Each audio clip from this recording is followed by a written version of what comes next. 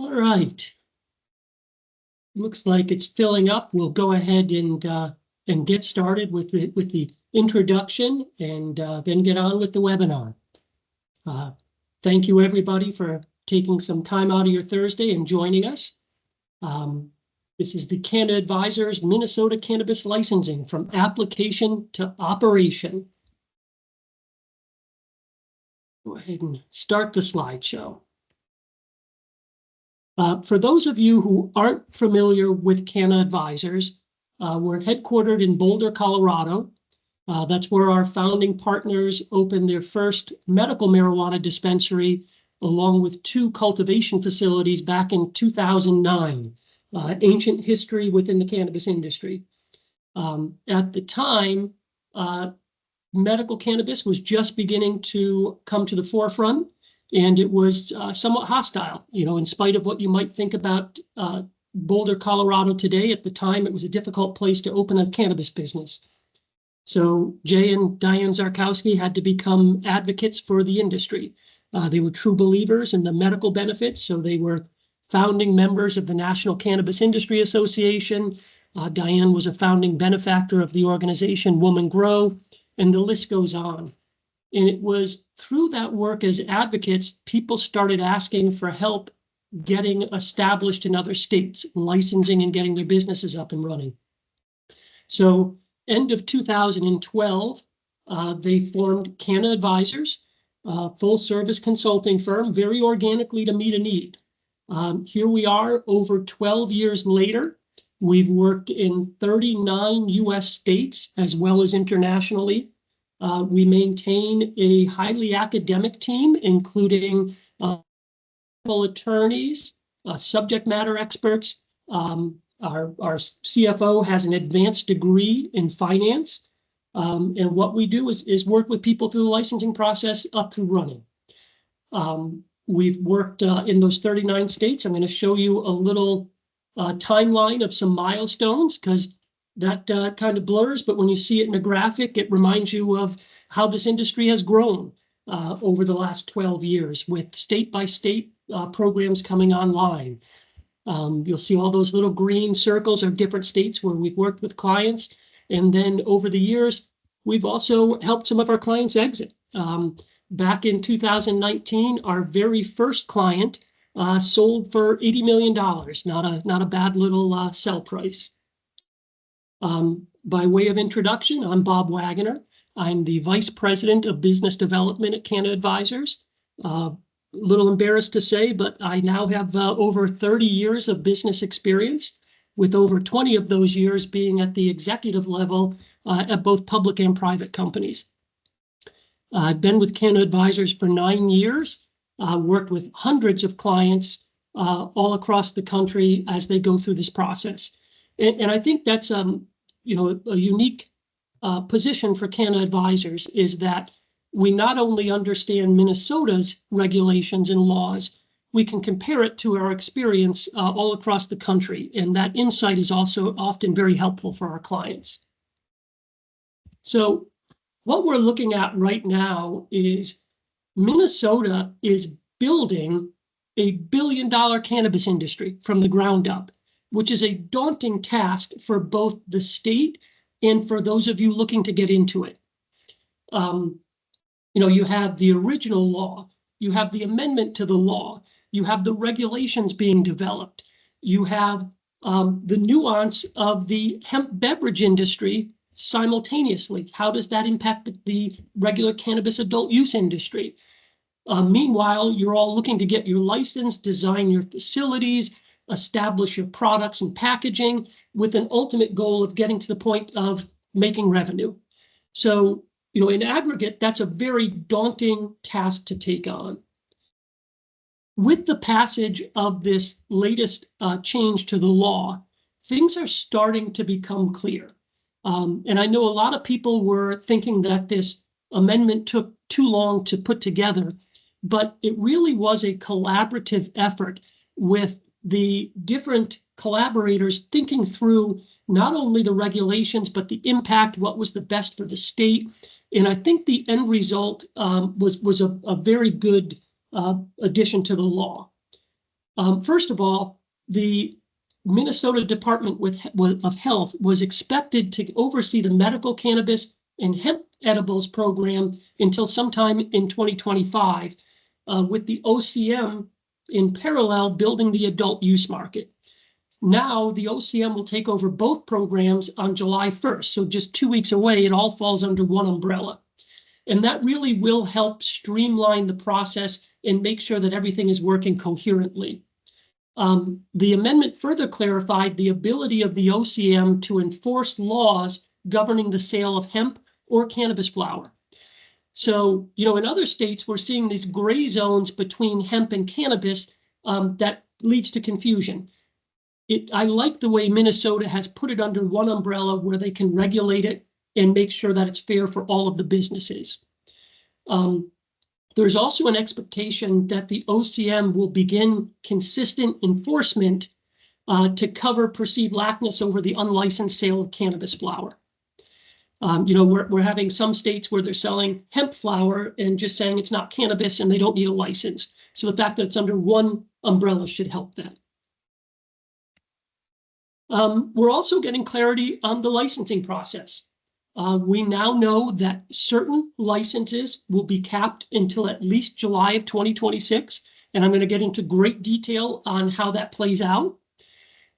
We know the OCM is going to be conducting a social equity pre-approved qualified lottery, and that's an attempt to jumpstart the cannabis program, and we'll get deep into that.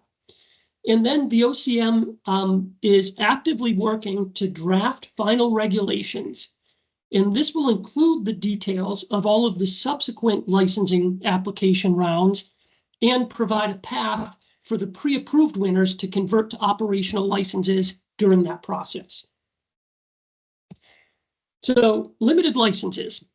What they determined is that 4 of the license types, so not all of the licenses, but 4 of the license types will be limited until the middle of July 2026, 2 years out. That's cultivator, manufacturer, retail, and mezzo. Now, this does not mean that come 2026, it's open licenses and everybody can get one. This was a cap placed on the OCM saying they cannot issue more than this number of licenses until then. And at that point, the OCM has full discretion over how many licenses can be issued.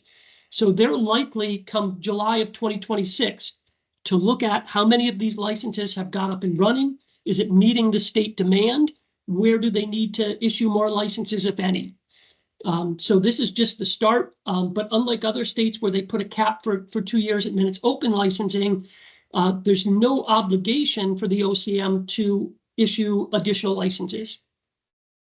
So they're capping cultivator at 50, manufacturer at 24, retail at 150, and mezzo at 100.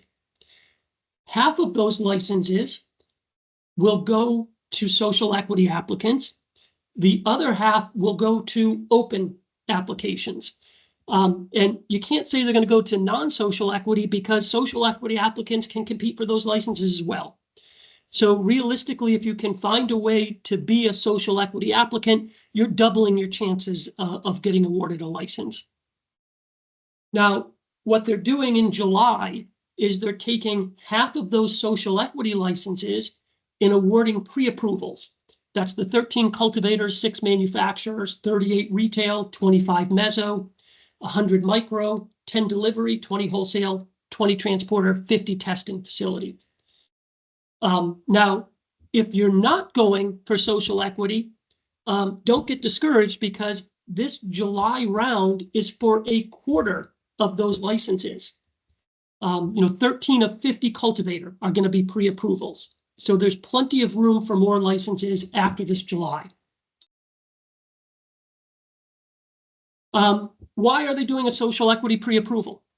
The state recognized that they needed to jumpstart this program, that when they start issuing licenses, it takes months, 6 months to a year in many cases, for these businesses to get up and running.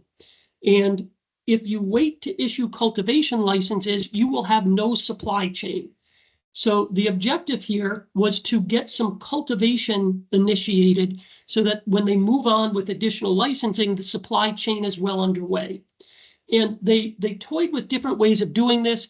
Who should they give the licenses to? Should it be competitive? Should it be based on who already has a property? And in the end, they decided, let's go with our motivation to help social equity applicants get into the industry.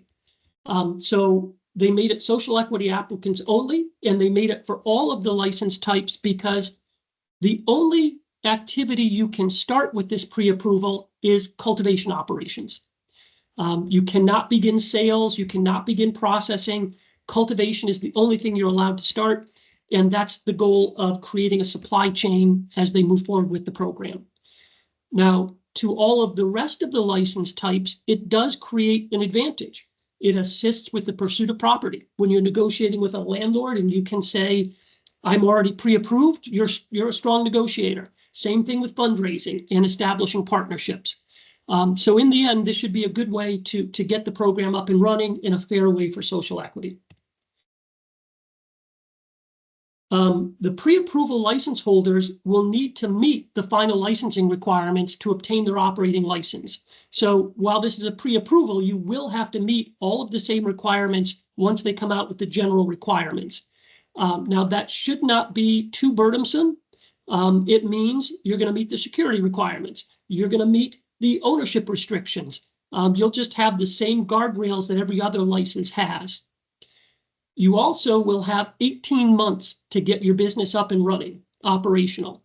They do not want people getting these licenses and holding them for 3 years just to sell them. The goal here is to get a business operating in Minnesota, and you can't do that if people are sitting on licenses. Now, we've seen this in other states. In fact, in New Jersey right now, many of the what they call conditional licensees have never gotten up and running, and their conditional licenses are expiring. So you need to take that seriously, but also you shouldn't be afraid of it. If you're 17 and a half months out and you've got your facility and you're building it out and you're well along your way, the state is more than likely to give you an extension. But if 18 months out you haven't done a thing, they're going to pull that license. We have seen it happen. Social equity qualification. So how many out there are going to go for social equity? Raise your hand. That's just obviously I can't see you, but I like to think somewhere somebody just raised their hand. So social equity qualification, most states have used the 51% equity threshold. Minnesota has decided to go 65%. And their reasoning is they're trying to avoid some of the games that get played in other states where companies come in, take a 49% stake, so they qualify as social equity, but they really are, running a puppet industry, a puppet operation. So they thought 65% would prevent that, or at least reduce it. I'm not going to read through all of these, but I am just going to give you an overview of what it takes to qualify as social equity.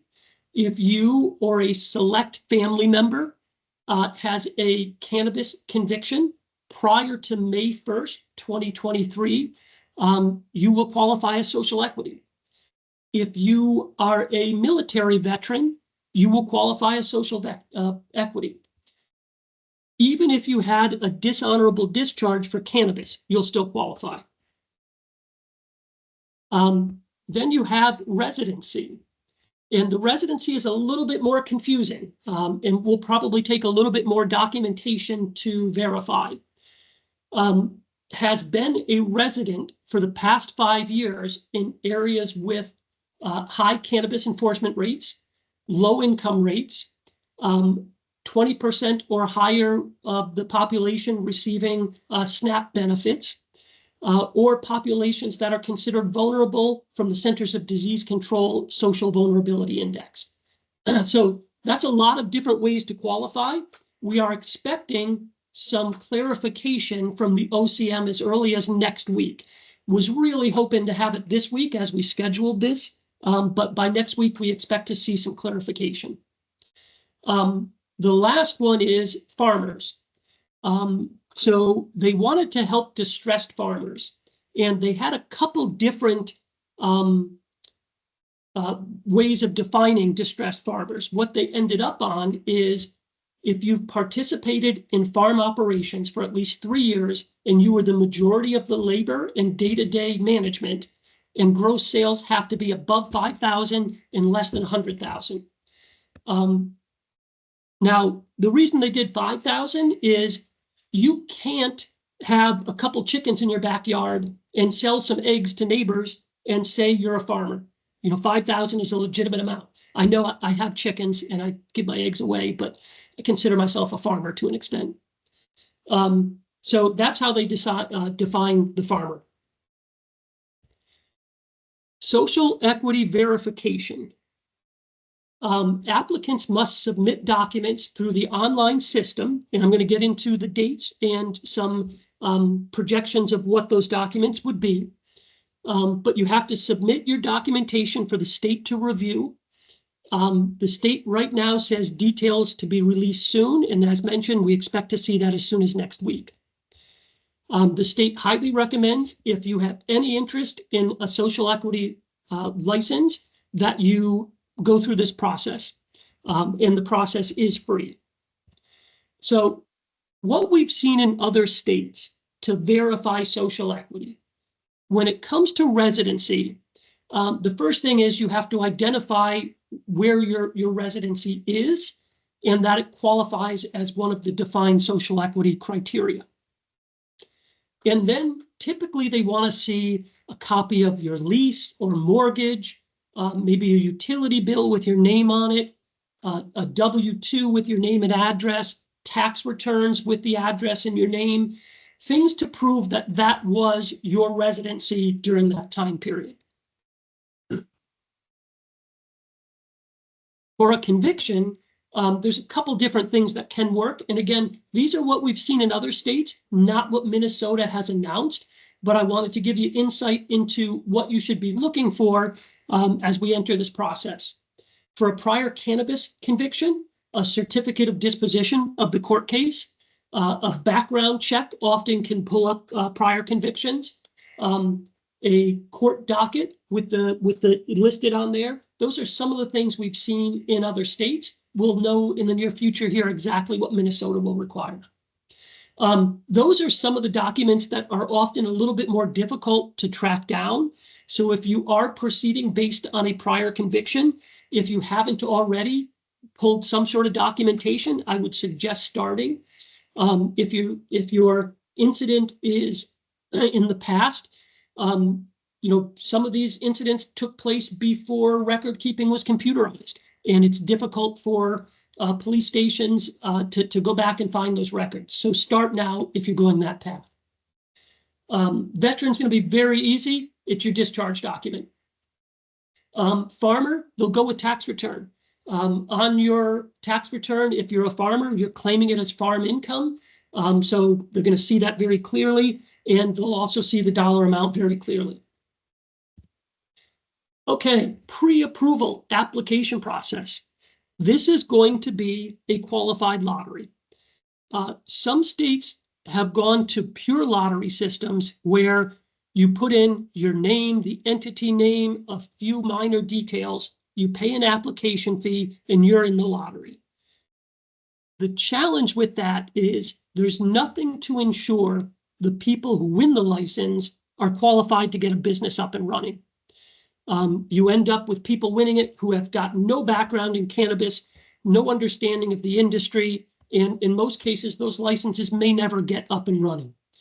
A qualified lottery requires you to provide a certain amount of information that shows you know what you're doing. And the state will have a minimum bar that you have to pass. And so long as you've shown that you're qualified, you will get put into this process. And if for any given license type, they have more qualified applicants than available licenses, they will draw at random. That's the lottery portion. So the first part is social equity verification, June 24th through July 10th. That's what we just discussed. The portal will open. You'll upload documents. The state will confirm you. give you some sort of documentation that you will then include with your application submission. The application window will run from July 24th through August 12th. And I'm going to get into exactly what you'll need to upload to qualify there. From there, after August 12th, the state will review applications. If they find a deficiency in your submission, they will send you a deficiency notice, and you will have 14 days to cure that deficiency. And we have seen in other states where people get peppered with deficiencies if they hand in an application that is not up to par. And in many cases, it becomes impossible to cure those deficiencies within the time period. So I highly suggest working at submitting an application that you know will meet or exceed the state application requirements. Then once they've reviewed and determined all of the applicants that are qualified, they're going to hold the lottery drawing, likely sometime this fall. If you are not drawn in that lottery, you'll have the option of having your application retained for future drawings. Great. That means you don't have to do it all over again. One thing that I felt was noteworthy here, the way they wrote it in the amendment was the office shall not require an applicant for a license pre-approval to identify or have acquired any property. And that's good, because that's going to allow people to apply without having to go out and negotiating a lease. It definitely opens the door to people who otherwise wouldn't be able to apply. But what this may lead to is the OCM could require properties for future rounds that are not pre-approval. So if they have a straight to licensing round in the future, they may require or give preference to those that already have properties. So just keep that in mind, that that's something that could happen in the future rounds. So what are you going to need to submit in July? The verification of social equity. So you'll already have received that information back from that process. Typically, states will ask for your entity formation documents. Is this an LLC? Is this a corporation? Is this a sole proprietorship? And they'll want to see those documents along with a capitalization table that shows who owns how much of the company. And this is very important because they're going to be very strict about who owns and who can apply. They've added true parties of interest, which we have seen in other states. And I'm going to get into details of what a true party of interest is. And they also want financier disclosures. And the purpose here is they don't want people putting up a front that controls a business without knowing who actually owns the business. You'll have to include a background check release. This is all states require a background check. The good thing here is you're just signing a release. You don't have to go through the background check unless you're selected as a winner. Then they'll run your background checks. The existing third-party agreements. This is speculation. Have not heard this from the state of Minnesota yet, but in other states, they request any existing third-party agreements because they want to avoid backdoor agreements. We've seen things where a company will come in and say to a social equity applicant, okay, you own 65% of the business, but we get 90% of the revenue. I mean, just these total predatory agreements that use the social equity applicant more as a puppet than an actual business owner. So they may well ask for third-party agreements. In addition to ownership details and entity details, there's a decent amount of written material that needs to be submitted. And this is why it's qualified. They want you to show you know what you're doing and you're capable of running a business. So you will need to submit a business plan that describes the size of the business, your plans to grow the business, the team experience that will be running the business. They want some details on your financial situation. Do you have money? Are you looking to raise money? And then they want some operational components like an environmental plan, a record-keeping plan.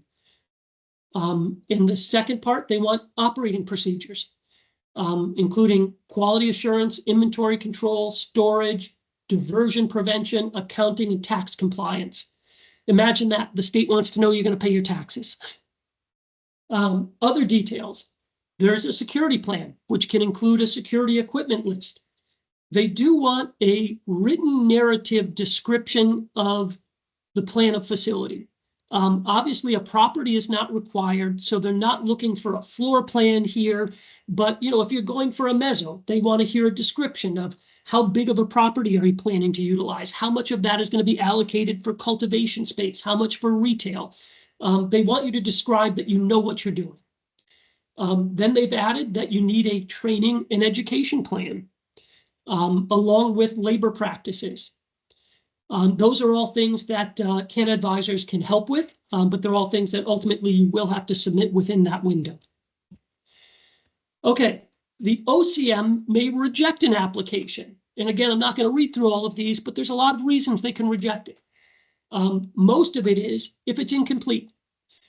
So if you didn't submit everything you were asked to submit, or if you got a deficiency notice and didn't cure it in the allowed time, if you lie on it, or if you don't add pertinent information, if any of the owners don't meet the ownership qualifications. So there is, a lot of ways these applications can get kicked out of the lottery.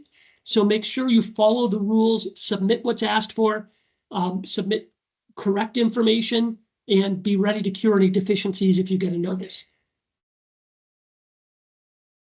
Disqualifying offenses.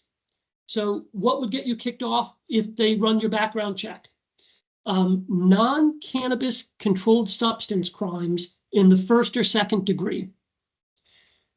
Human trafficking, labor trafficking, fraud, financial crimes, or this is interesting, illegally selling cannabis after August 1st, 2023. So before May 1st qualifies you as social equity, after August 1st gets you kicked out. And that's because they want to discourage people operating illegally as they work to get this market up and running. Section 342.15 has all of those details, a lot more intricate than what I have listed here, but those are the disqualifying offenses. And they're usually pretty cut and dry with the disqualifying offenses. They understand that many cannabis convictions were accompanying other charges. Somebody might have gotten arrested for something else and they found cannabis on the person. So they're going to understand that you might have multiple offenses. So as long as they don't fit into one of these disqualifiers, you should be okay. Actually, I have a question that popped up, so I'll mention it. People are hearing about labor peace agreements. And yes, so that's part of when I had the description in there. I mentioned labor union relationships. So a labor peace agreement is not the agreement to unionize your employees. It's an agreement that says if you're operating and a cannabis union wants to come in and offer unionization to your employees, you won't work to prevent it. And there are several cannabis unions that will sign these agreements in Minnesota, and we can certainly provide guidance on that. Most of these unions will write up their own labor peace agreement and have it ready for you to sign. And again, it's not a commitment to unionize, it's just a commitment to work together in the event they want to offer unionization. Okay, true parties of interest. This is very important. A true party of interest is somebody who has ownership or some level of control over this entity. So that means anybody who holds a traditional role like a stockholder, a member, a partner, director, officer, sole proprietor, you're going to be a true party of interest. They've gone further and said anybody who has the right to receive some or all of the revenue, gross profit, or net profit during a period of time is a true party of interest. And this is important because, again, some of those predatorial contracts we see, companies will say, we don't own any of your business, but we get X% of gross revenue or X% of net revenue. And really, that's just a hidden way of having ownership if you're getting a set percentage. So that's something to watch out if you're signing third-party agreements. They may well be a true party of interest on your application. And then someone who has the right to exercise control over a cannabis business. So if you have a third-party agreement where they're operating your business, telling you what to do, they could be a TPI. That does exclude fixed rent landlords. And the reason they put that on there is we have seen companies that will buy land, then lease it to a cannabis business for a set percentage of their revenue. And really, that's just another hidden way of getting ownership. So if you have a lease agreement that gives a percentage to the landlord, they will likely need to be a true party of interest on your application. Okay.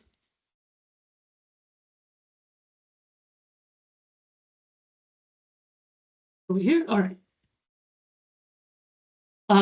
This is important stuff. So we just defined what qualifies somebody as a TPI on your application.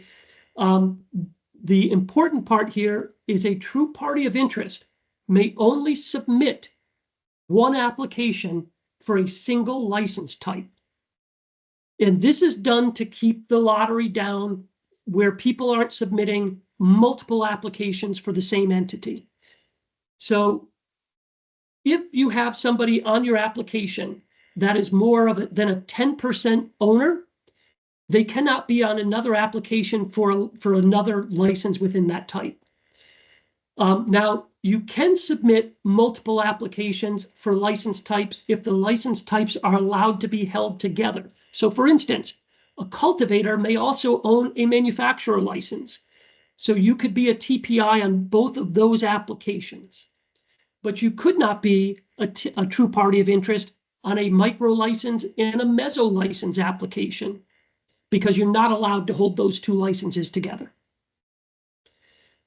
These restrictions do not apply to someone who holds 10% or less of a controlling interest of a business.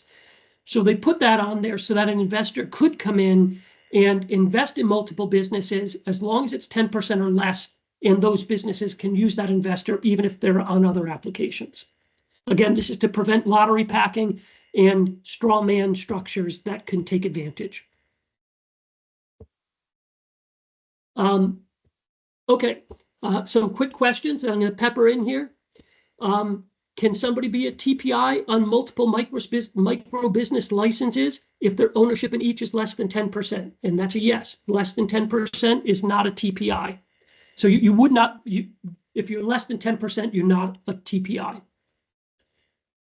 Okay, multiple ownership restrictions. There are only two ways to be vertically integrated, and that's through the micro license and the meso license.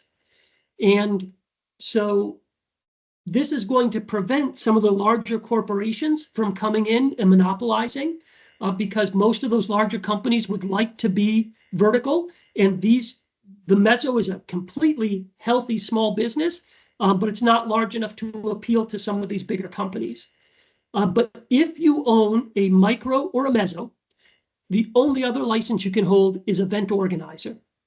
So if you're applying for a micro or a meso, you cannot have a TPI listed on your application that is also a TPI on another micro, meso, or any license type other than event organizer. Retailer, the only other licenses they can hold are event organizer and delivery. So if you're applying for a retail license, make sure you don't have any TPIs that are applying for another retail license or any license other than event organizer and delivery. And by the way, there are no event organizer pre-approvals in this round. Okay, I took the small print off this slide, but I think you get it at this point. So a cultivator may also hold event organizer, manufacturer, or an industrial hemp grower license. A manufacturer can hold event organizer or cultivation. Wholesaler can hold transporter, delivery, event organizer. A transporter can hold delivery wholesaler, transporter, delivery wholesaler, or event organizer. And if you're going for a testing lab, you cannot hold any other cannabis licenses. Ownership qualifications. You must be over 21, not have a disqualifying offense, not be an employee of the OCM or any state agency with regulatory authority, not be a healthcare practitioner prescribing or recommending cannabis cards, not be a licensed peace officer. You cannot have had a license revoked or any confirmed labor violations. That would be a cannabis license revoked. You can't have outstanding tax returns for a cannabis business, and you can't be delinquent in payment for any business taxes. So those are disqualifying criteria for ownership. The role of local governments. In this pre-approval round, it's nothing. Because you don't need to have a property to get your application in, you do not need local approval. But going forward, having a good relationship will absolutely help with running your business. You know, you want to be in a municipality that supports you and is happy that you're there. In the future, the only thing local governments can do is set up their local zoning and land use compliance. Local municipalities can choose to operate a cannabis retail store. If they choose to do so, it does not impact the number of licenses that will be issued to non-municipality owners. General licensing. So this round right now is pre-approval for social equity, but keep in mind, this is only a quarter of all the limited licenses that are going out. So there will be other rounds. The OCM says they'll be announcing details of subsequent rounds soon, and they recommend preparing your business plan, security plan, cap table, and then the list goes on. Two things that you can infer from this. Future application rounds may be very similar. If they're telling general license applicants to prepare the documents that are required in this social equity round, and they're letting social equity applicants roll their application into future rounds, they're planning on having a fairly similar application process for future licenses. There are a couple potential differences. As mentioned, they certainly could in future rounds say to apply for a license, you need a property. Or to apply for a license, you need to show a certain amount of funding. No indication that they will, but they're not prevented from doing that in future rounds. One last slide, and then I'll jump into some questions. At Canna Advisors, we offer a full spectrum of services to help cannabis businesses from the very earliest concept of you want to get into this business right up through exit strategy and M&A. I think that the services that are probably of the most interest in Minnesota right now would be licensing application. We can help you compile all of the information you need to submit, and we can guide you through the process. The next phase would be operations readiness, where you've got a facility and you need to get to the point where you can be inspected and pass the inspection to get operational. We can help with that. Certainly staff sourcing, startup services, those are all things that we can help you so that you get up and running successfully. Okay, I'm going to dive into some questions here. Let me scroll up. Okay, is Minnesota residence status required? No. So many states early on were requesting or requiring residency. And state after state, that was a requirement that led to litigation. And so Minnesota has very carefully and quietly put the residency in the background. You certainly get the feeling that Minnesota would like to keep this a local cottage industry with local businesses operating, but they are not putting residency as a requirement. What's next?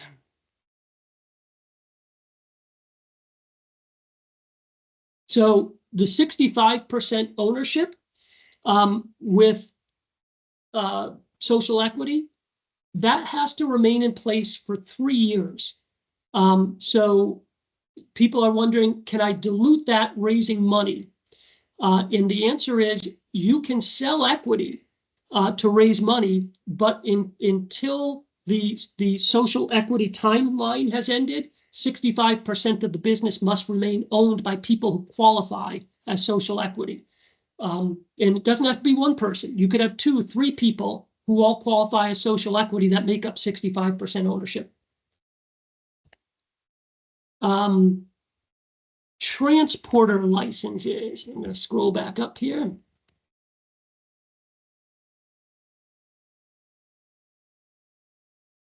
There we are. So in this round, there'll be 20 pre-approvals for transporter licenses.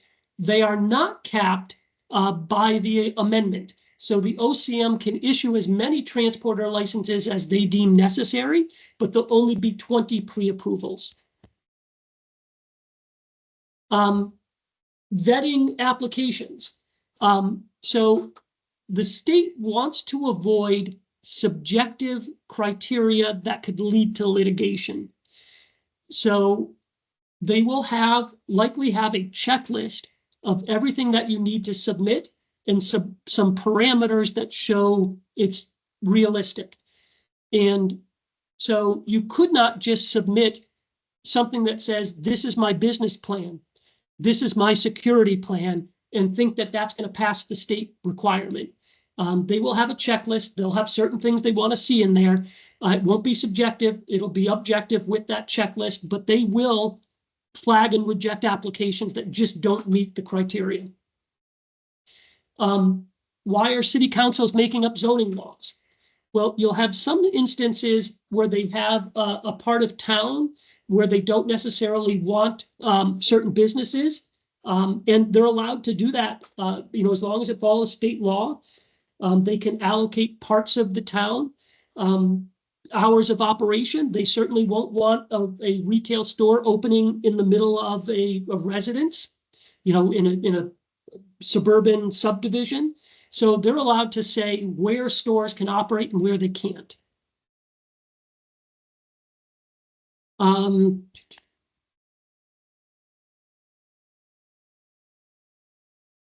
So final regulations is going to be a work in progress. What we would expect is that the OCM creates these regulations over the coming weeks and months. They'll release draft regulations for people to review. There'll be a public comment period. And then at the end of the public comment period, if there's no material changes, they'll become the final regulations. So certainly we would expect to see part of that as, the coming weeks as the regulations come to fruition. So we will also, let's see, if there are too many questions, what we'll do is we're going to, this has been recorded and we will post it to our website. And if we have to, we'll add a little appendix to it with some additional questions answered. All right, any other questions?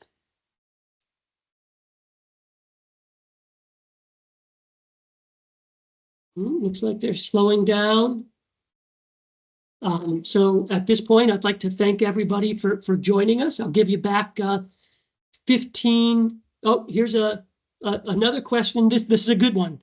To qualify as social equity, did the offense have to occur in Minnesota?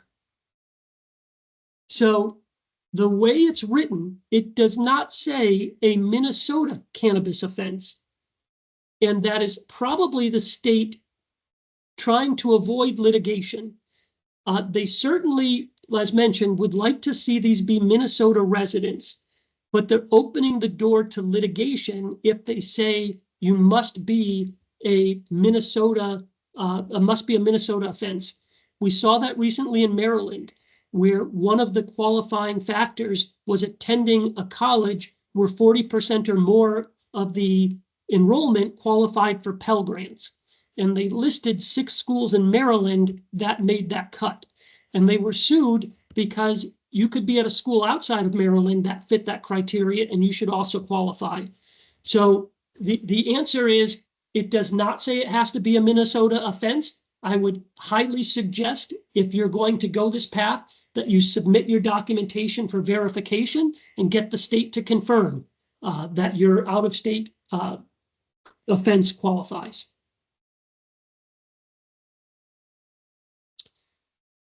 All right, I think we'll call it there. We've give you back 10 minutes of your day, but I appreciate everybody joining the webinar. This is an exciting time. You know, like I said, I've been doing this for 9 years, and there's nothing I enjoy more than meeting people very early in the process and then going back a couple years later and visiting their facility and seeing how far they've come along.